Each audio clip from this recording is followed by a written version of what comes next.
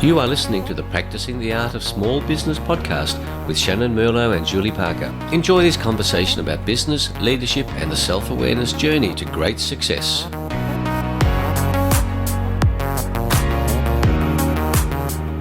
Welcome, Julie, and welcome, listeners, to Practicing the Art of Small Business. We're on episode number 48. Julie, do you know what 48 means?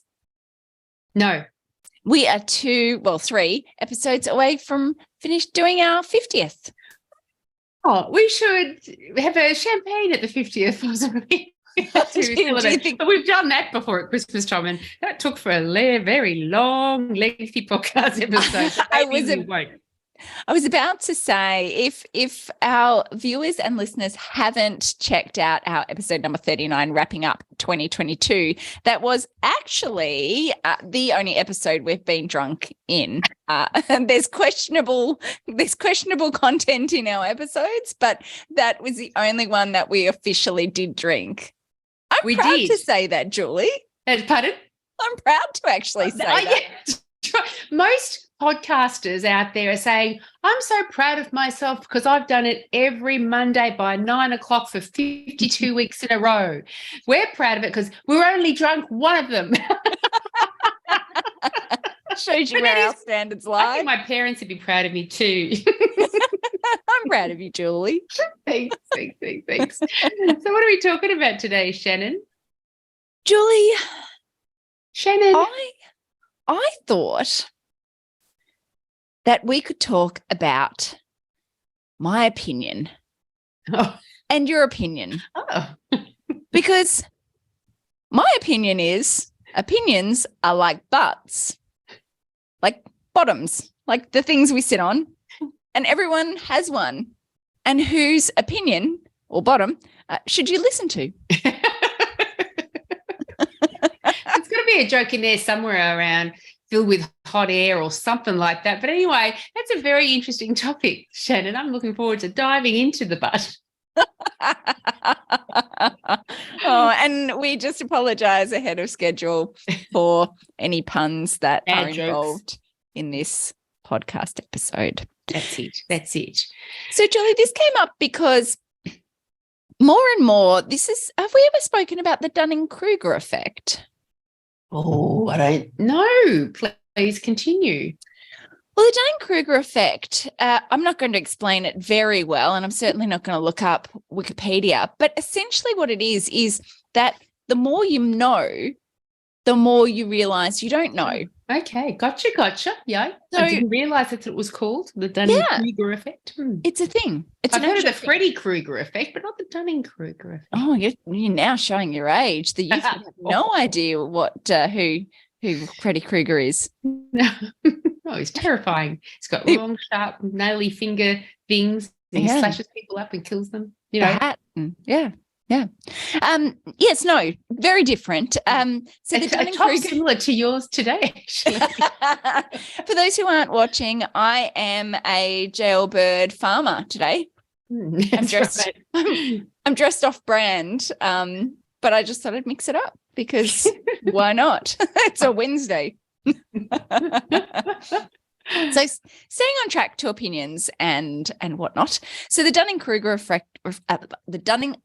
effect is this idea that as you learn more about life and things in general, the more you realize that there's so much more that you can learn. And as I've gone on my journey and started to learn more things, the more I realize that my opinion is that there is no one way to solve a problem. And that serves me because that's how I see the world. But I'm also now speaking a lot with the caveat of that I am the opinion of just one person. And the way that I see the world is not the way that you see the world. And therefore, when I give advice, it comes with the thing of that I am just one person giving you my opinion. And I guess there's a question of, well, how do we know whose opinion we should trust? It's a great topic, Shannyn. I have to say it's a really good topic. I appreciate your opinion on my opinion. So it's interesting. If I could pose a couple of scenarios to you, and I please reveal what's going on in my tiny brain. So if I said to you, Shannyn, the way you are inspiring dental teams to be more motivated, it's not really going to achieve great success. Considering that's what I do, I would encourage you to listen to my opinion. However, if I said to you, without any children of my own or anybody else's, Shannyn, the way you're raising your child is not the right way to raise a child, I would not take my opinion on that one because I have no lived experience of it. That's the first thing that jumps into my brain. Did you know, though, interesting, and this is where the question is, or the questions come up. I would absolutely value your opinion on my motivation for how I motivate dental teams, but is there an opportunity for you to learn what I may or may not be doing differently? Now, for the record, of course, Julie is the person who works with dental teams and I am not the person who works with dental teams. So I am not stealing business from Julie because I do not work with dental teams. But is there an opportunity to learn? Like, how do you know that your opinion trumps my opinion? Well, may I ask this question? May I answer your question with a follow-up question? Is we can learn from anything.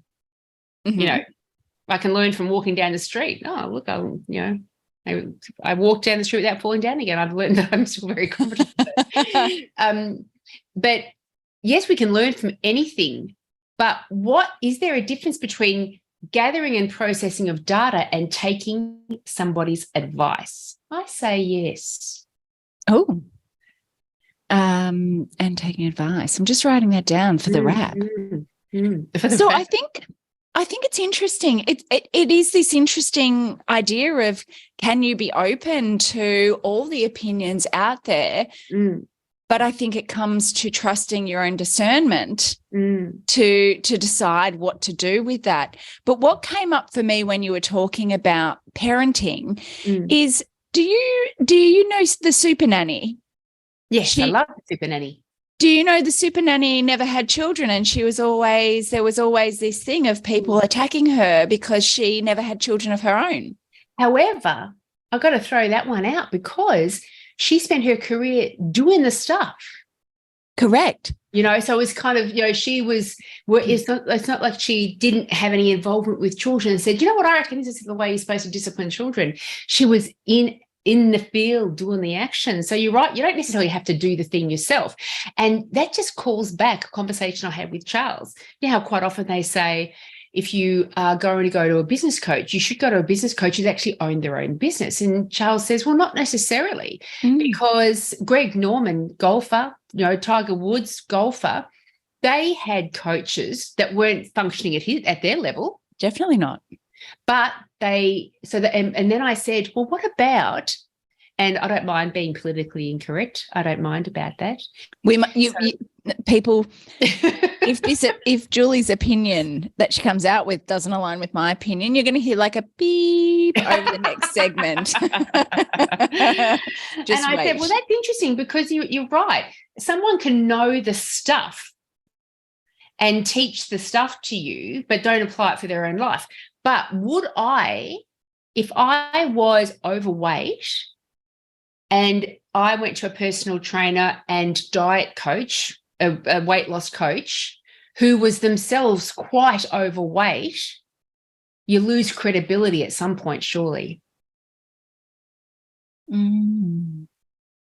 I guess this is the thing, like, how do you decide? Because actually someone who's overweight, it's all in context, right? Yeah. Because someone who's overweight may be able to talk about the struggles of being overweight and that they're on that journey and that they understand it's like is like. And certainly you'd want to hope that if they're positioning themselves as being able to support you and help you, they can provide you with tools and resources. And it's about how you utilize those tools and resources. Yeah, and it's like the super nanny then. they can say, I can tell you what works, not because it's worked for me in my life, but because I've seen it with 20 past coaching clients, it works. Mm-hmm. Mm-hmm. So you get the credibility, not from your own space, but from the evidence that or the way you've worked and your body of work, if you like. Do you like that?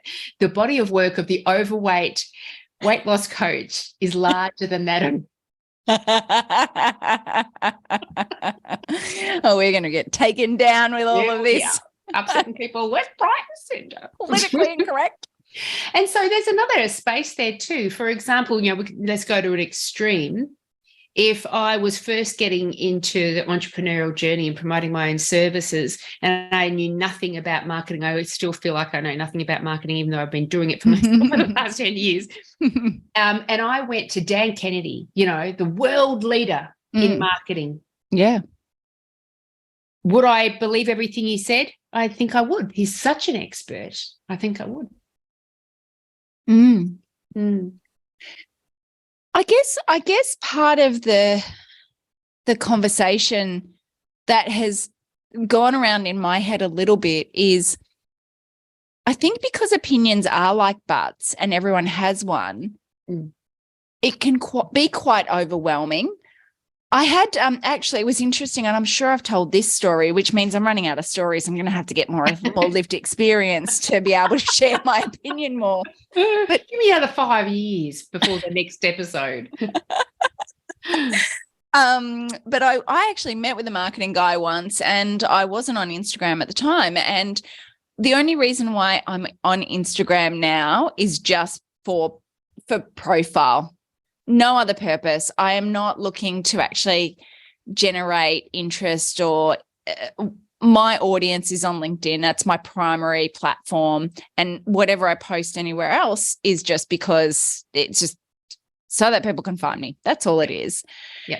And it was interesting that at the time he was like, you have to be on Instagram and you have to do this and you have to do that.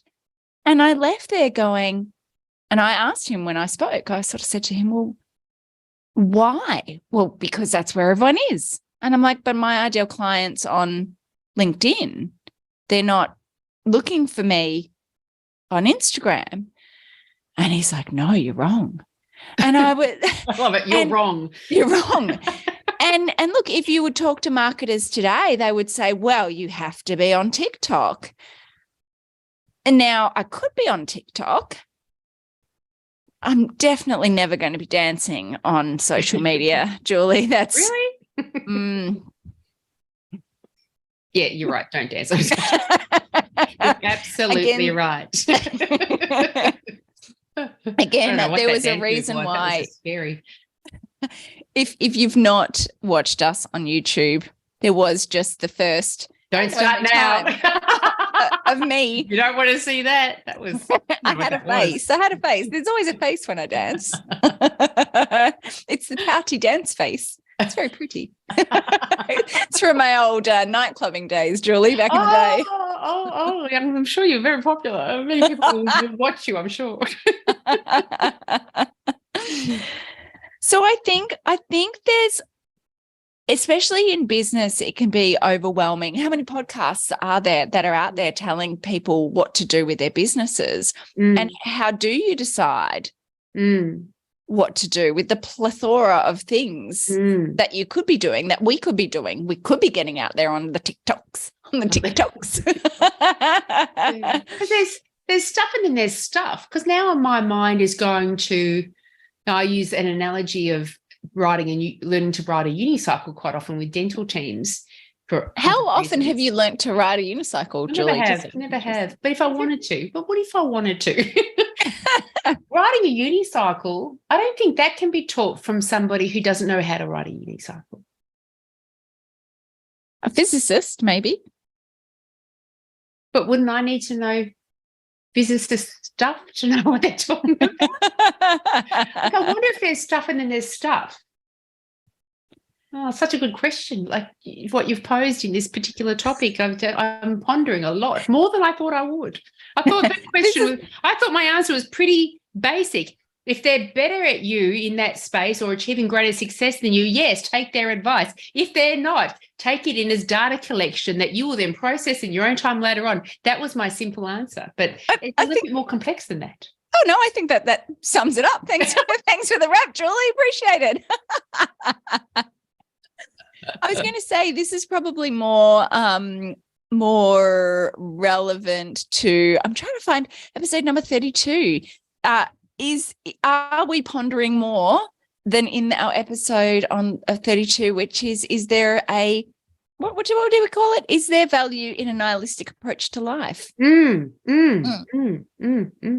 I guess the question is, I do think my opinion is, Julie, the opinion of one, don't take it as gospel until I start identifying as God, but that's a whole other conversation, is that I think that there's always opportunity to learn. And I think that it's taken Shannyn to this point, Shannyn as the third person, to this point to realize that humility and curiosity are very virtuous virtues in business.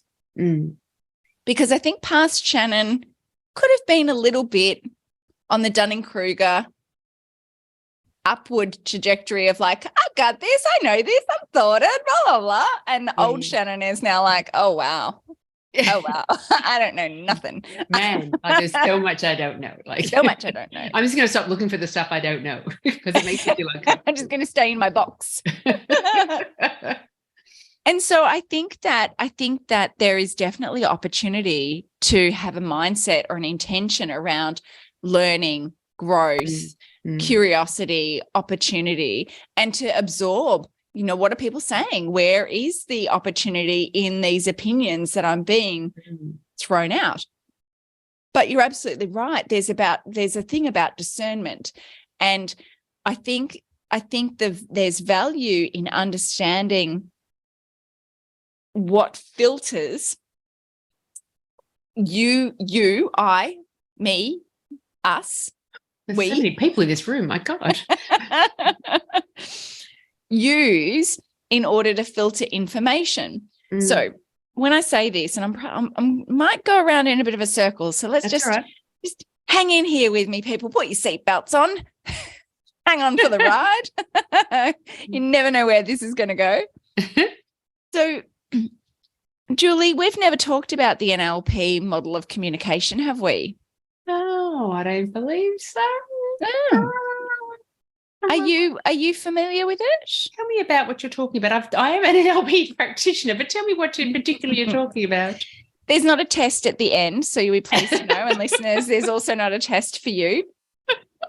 But what the NLP model of communication suggests, because again, it is just an opinion, because no one really knows how our brains work, but it's a theory, is that there are 2 million bits of information that come into our brain every second.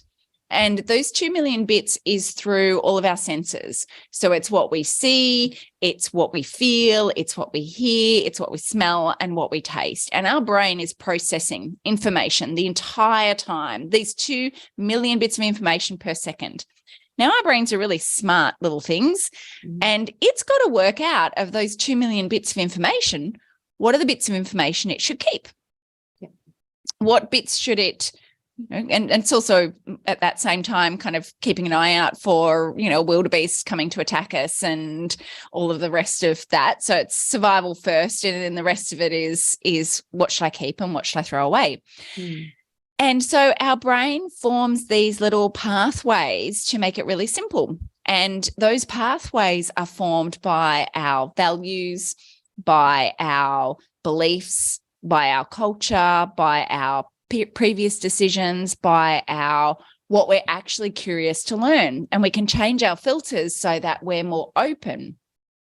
So a great example of this is you'll know the little trick, Julie, where I will say, Julie, I want you to look around your room, just take a look and look at all the red in the room. And listeners, look at all the red, just notice all the red in the room, just where's all the red?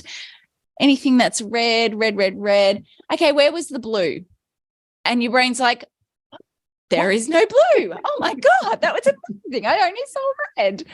And it's the same thing that happens when you buy or have interest in buying a new car. You see that car all the time because you've told your brain to start filtering on seeing that car.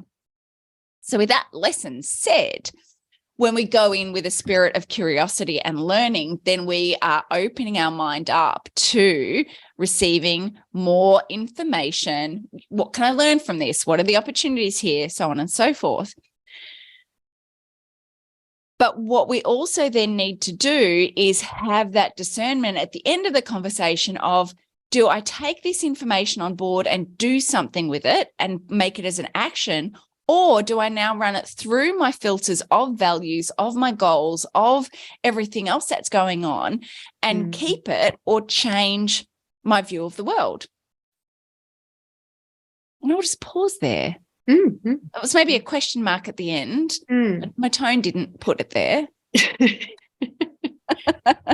Yeah, I agree. That's a well-considered processing of information when you do put it through the very least your values. I mean, because that's the problem that a lot of people come up against is that they are not refreshing their filters and they're still filtering information as if they were 13 years old, and they're spending their life responding to the stimuli of the world as a 13-year-old girl. Or 7-year-old. Or 7-year-old, that's right, because most of the stuff gets in there before the age of 7.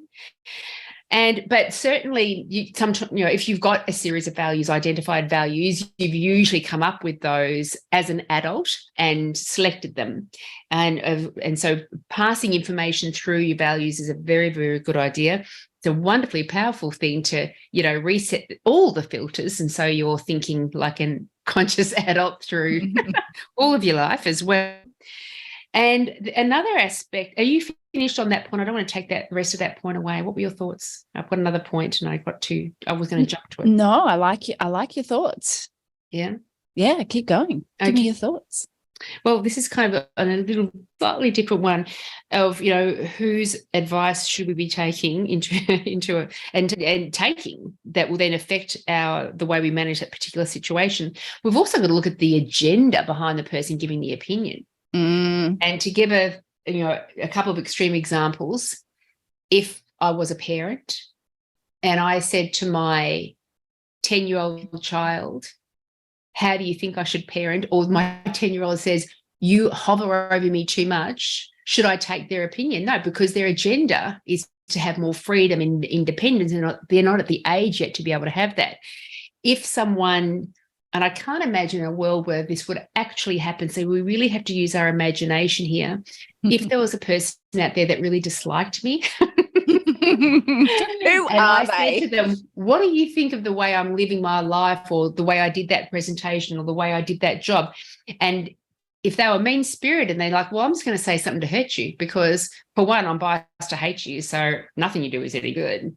But also, I love to see you upset. So I'm going to say things that are really nasty to you. Am I going to take those opinions on board? No. So, to also address the agenda of the person providing you with the advice in their opinion is also a useful thing to consider. Oh, Julie, I might open up a can of worms with this next adjunct to your agenda of the opinion. That was me trying to open up a can. I may need to put a leash on you. Because I know I'm going to talk about something that you are uber passionate about.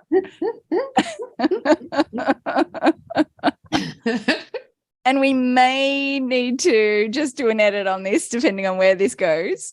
Okay. There's the agenda of the opinion, or the opinion is also very much aligned with, well, how do you see the world? I went to a medical professional. Julie's interest is packed. She's ready to go. Okay, let's see how they helped you. So this was the thing. I went in and I said, I have this problem. It was a infection, bacterial. We don't need to go into saucy. Boom tish. And I said I would prefer not to use antibiotics to fight this infection off. Because I know that I've had lots of problems, digestive problems and skin problems and things like that from antibacterial products. So I didn't want that. And the doctor was like, there's really no other way to fight it. So I'll give you a script. And I was like, but there are. Can we hover here a bit longer? And so I guess there's a thing of that. Our medical professionals are very well educated and they spend a lot of time and energy in a world to help us. And in the past, certainly, the medical model has very much been that our practitioners are the gospel because they're so educated. But is there also this idea, and this I'm just using the medical fraternity as the idea or as the concept of how do you decide, like where does your own level of, and I suppose it comes into your own level of education, your own values, your own desire for, broadly speaking, or your own autonomy about choice. And so it's autonomy of choice in the business. Let's say I can take advice from very learned people, but if it doesn't sit right with what my overall goals or concept of life are, then I think it comes down for me in the being really solid in that it is okay for me to go against this opinion. Expert. Yeah. Even though they are more expert than I am. Yes. For whatever reason, even though you're an expert, I'm not going to be taking that advice. Yes. That is a really beautiful example of how big a question this actually is. That's a terrific example because I agree wholeheartedly that the medical fraternity over the last decades have absolutely had an enormous amount of authority and respect, and their word goes. They know health. And I used to certainly take their advice, absolutely.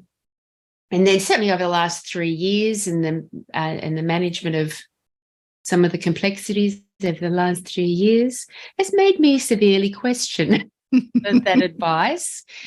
And it's right. It's like maybe it comes back to the values. Now we no longer share the same values. And so now I'm going to go off and seek another healer that shares the same values. I'm going to start taking their advice now. It's a tremendous example of despite the fact this person's an expert, I don't believe that advice is possibly ideal for me because it's not resonating. Well, I mean, I suppose I also look at or taking that and moving it to chapter 2. As we know, Shannon's experienced a fair amount on the therapy couch, just in exploration of self and that 7-year-old child who's you will not shut up. And I've had lots of experiences with various practitioners, and there's been various ways to look at things and various tools and techniques that I have taken, and some I've used and some have worked well and some I've not, and some I have let go of. But I think, again, it's about, time, energy, space, motivation, because any change, whether it's business, personal, self, requires, if we're going to implement something new, take on someone's opinion, then we actually need to go through an internal change process, right? If I want to create a new marketing strategy, I've got to rethink what I'm currently doing, take this advice. I keep looking. I got sent a book by a guy who did a very, very good web web thing. God, I'm so old. Yeah, Web. web He thing. did a web. That could be ad. bloody It was like anything. an Spiders do good web things as well. Is that what you meant? And it's a book, and it's just like, if you just do this, if you follow my book, I'm not going to show you the thickness of the book. I won't show you the book because I don't know if it's any good. I think this is where I think that there's a lot in this book. And I think that if you implemented some of what's in that book, you'd certainly get great results. But as with a lot of these just put in digital ads, there's a lot of stuff behind that, and it's designed to sell their service. But what I can do is come back to that intention of curiosity and what is one thing that I can learn, and what is one thing that I can take and I can implement easily into my business that will actually help my business. So I don't have to take the entire book and implement the entire book. I can use my discernment with that curious mindset to see what are the bits that I'm going to take on board. And you could do the same with a GP. Yeah. I'll take your advice in terms of, what my diet should, or, I'll go to a dietitian for the dietary stuff, because I don't think GPs are allowed to give diet advice, which is crazy in this country. A skinny dietitian, though, obviously. By the way, but the huge body of my evidence. By the way, people, if you just come in there, I am not offending people who are overweight. We had a conversation about nutritionists and personal trainers who are overweight, and should we take advice from them? So listen to that bit before you write in a complaint. Before.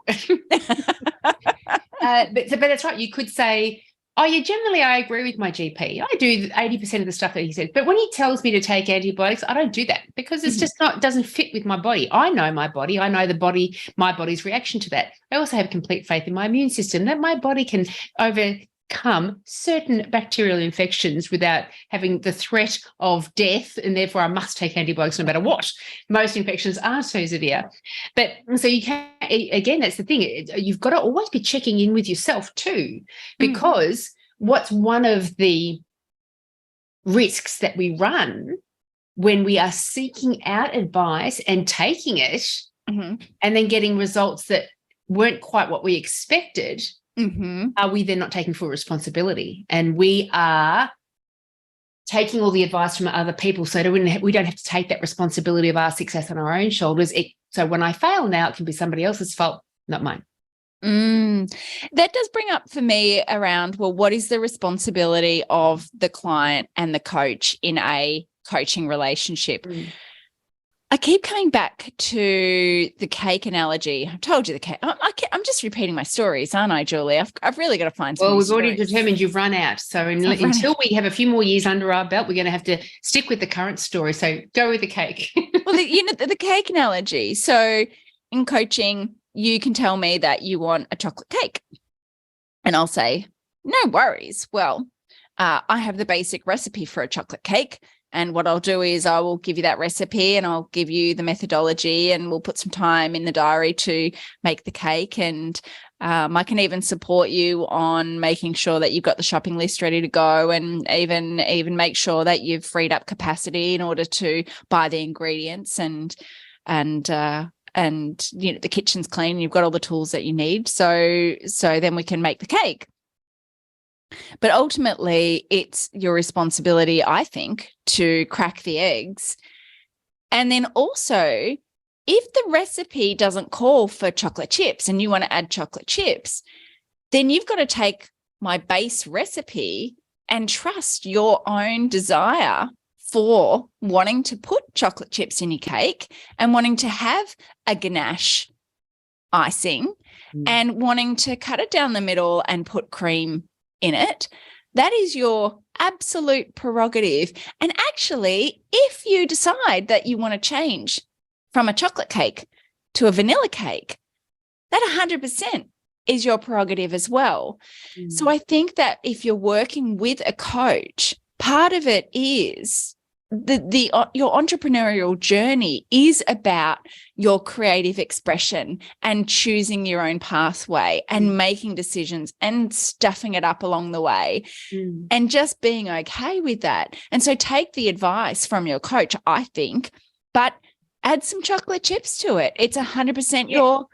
That's it. And so therefore, don't seek out advice, seek out inspiration. So you're taking people's advice as inspiration instead. So you can then apply it to a way that makes perfect sense and joy for you. You're inspired into action down this path, but it's completely yours because you've added chocolate chips and a ganache and all the things. And by the way, we've just passed Anzac Day. I made my Anzac bickies with chocolate buds, and it was better. It was better. Oh, I'm sorry, guys. The podcast is now going to close at That's episode right. number 48. Ruin an Anzac, Julie. But see, here's the thing. My opinion is that Anzac biscuits are not Anzac That's biscuits if you add chocolate chips to them. I am pretty upset that you're still calling them Anzac biscuits. I believe that they are a different kind of biscuit if you had them. I actually have a physical reaction to this. I know. It's been quite traumatic. That's right. It has. Yeah, because you're right. It doesn't take much for a recipe to stop being the thing. So I shouldn't call them Anzacs. I should call them chocolate chip bickies. chocolate chip oat bickies. Golden oat bickies. Chocolate golden oat bickies. What chocolate chip golden oat bickies? Oat golden bickies. Chocolate chip golden oats, egg, flour, butter, bickies. There was no egg. Baked at 180 for 10 minutes bickies. That's it. Yeah, that makes sense. That's a long title, but at least everyone will know what they are. So do we have any other things that we need to explore around our topic for today, Julie, or have we landed on that? Have we landed on something? Anything? The one area that we haven't mentioned that I will mention, please do, is that when you are a very good piece of advice to seek out the opinions of, to seek those ones out, and whether you agree or not to apply to some degree into what you do, is when you ask your own niche down market, how can I improve my service to you? Even if they say something that you are like, nah, I don't agree. That's where you go, well, it doesn't matter if you agree or not. That's their opinion and that's your market, and you'd be kind of foolish just to completely ignore it. Oh, that's so good. Because you're right. I really have challenge when someone, I had a client, and I think I'm no longer working with the client because of this. Fingers crossed. Oh, because of this podcast. Oh, no, because of what I'm about to say. So I said to them as part of our annual planning, what are the risks in the business? And they said, well, the thing that's one of the biggest risks is when we don't do a good job and we have to go back because it costs us money and the clients get annoyed and da-da-da-da-da. And they're in the trades. And I just took what they said and said, well, this sounds like a big issue. Like, how much time is it spending and how much is it costing you? And it was a big imposition in the business. And it was, because customers are calling up, complaining, the job's not completed, they've got to go back out, they're not happy, they're not going to reuse them, da-da-da-da-da. The reason why they probably didn't keep working with me is because I kept hammering on that one issue, and I think they thought that it was coming. She's just like the clients; she doesn't shut up. Exactly. Yeah. But if your clients are either telling you how to improve or complaining, and there's a consistency around that, it is bonkers. Yeah. To not listen. Yeah. Because these are your customers, the people who pay you money, the whole reason why you're in business. Yeah. And you can certainly have outliers of clients who are difficult, but this is older Shannyn who's now reframing everything around, well, what parts of this are potentially true? What parts of this can I actually take as a process improvement, as a can I, which is what Julie loves, a can I. Never-ending improvement. Correct. Love, can I? Yeah. Love a can I. So there's always this idea of being open to where can I use this as a can I? Where can I? Can I love that. Can I? I can. And I can dance. But I do love that. Ask your market, how can I improve? And then take that advice. That's a good opinion to listen to. But if your mother gives you advice, you can reject that. That's born of other fears and I mean, look, Julie, if my mother was giving me advice, I'd probably have to take it because it'd be coming from the up above, from a higher power. It would be gospel. It would be gospel. And I shouldn't say that because my beautiful mum does listen to our show every now and again. And my mum knows I do take her advice. And it's actually, as we've grown up, us girls have said every now and again, oh, well, remember, mum's advice when she used to say that. She is constantly amazed that we took any of her advice. But it's in the brain and it certainly impacts. So somebody who knew things more than I did as I was growing up. And that's it. This is the other thing, actually, just a very quick before we wrap up, is that isn't it interesting how much we can grow from advice and the opinion of others and learn from others' experience and stories and things, yet something within all of us hates being told what to do. Well, we've got such a strong desire for autonomy, which is wonderful. And so we have to consciously say, as you were saying, have an open mind. We have to consciously open our mind up because quite often we've got this inbuilt desire to say, don't tell me what to do. That's what my sister says to me all the time. I'll say, turn right here. Don't tell me what to do. Well, I guess, to be fair, that past Shannyn, off air, I was talking about how I think that I was quite defensive when I would get opinions from people. And that was all about me. That's that child version who's there afraid of being told what to do, of being told they're not good enough, of all of that being projected onto people. Not the best. But I do think that we can consciously or unconsciously be quite defensive because of those narratives. We are living with this imposter syndrome, kind of she or he's either loud and obnoxious or just in the background going, are you sure you're, by the way, I don't know if you're too big for your boots, but you're an imposter. Yeah. Even the most grandiose people are living with this fear.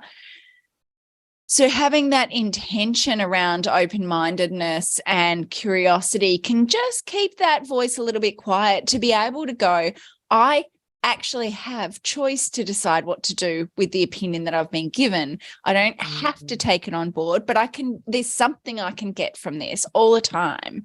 And I think that that's certainly a learning that I have grown into in more recent times. An evolution of Shannyn. The evolution of Shannyn. That's a big book. You're talking about a big book before. That's quite a hefty novel. It comes in volumes, Julie. 1 of 27. I mean, that's the what's the start of the book? The preface. The preface. That's the preface. Up to volume 27. So yeah. It's more than the Star Wars trilogy. Thanks for such an interesting question today, Shannyn. Thank you. I appreciate your opinion on my question. I appreciate that you're interested in my butt. Sure. So should I share your butt? Up? Share your opinion. That's fine. Should I wrap us up? Yeah, I reckon. So we did talk a little bit. I suppose it was a little bit of an unstructured conversation. Julie talked about taking in data and taking advice and running it through the mill of information. We talked about taking advice from someone who doesn't have lived experience, and can you do that? And I think what we realized is you can, because ultimately you run an opinion through your values and your beliefs and your goals. And what pops out at the end is, are you going to do something with this person's opinion or advice? Be careful of the agenda of the person giving your opinion. If it's your mother, Julie says her mother's agenda is pure. Others' mothers may not, because they're often operating from a place of wanting to keep you safe.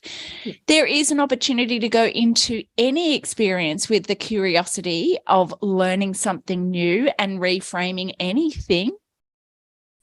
And one opinion that you should always take into consideration in your business is ask your market. And when they tell you what their opinion of your business is, you should probably listen, and just be aware of any childhood defensiveness around wanting autonomy.